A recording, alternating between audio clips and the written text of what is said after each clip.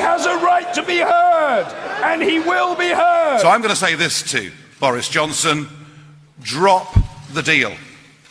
Drop the deal, because it's not Brexit. Drop the deal, because as these weeks go by and people discover what it is that you've signed up to, they will not like it. And I also am more than willing to compromise my position. You see, I've been saying for months we have to go for a clean break Brexit. And I've said that because it was the only way of delivering Brexit on the 31st of October.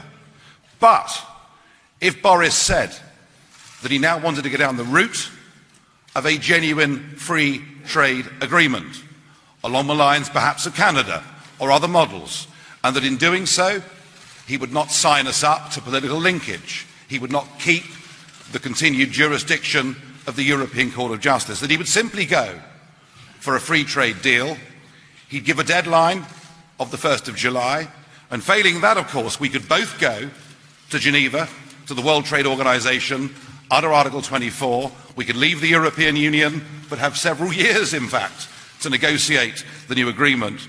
If Boris was to go along with that, I would view that as being a totally reasonable position. And in the interest of building a Leave alliance, I would be more than happy to back that. Of course, he would have to say that if they were being completely unreasonable, if they didn't want a free trade deal, if they weren't prepared to go to Geneva, then of course we would leave on July the 1st on WTO terms, and he would have to say it, and indeed he really would have to mean it. Either way, pursuing that route would mean not having a new EU treaty.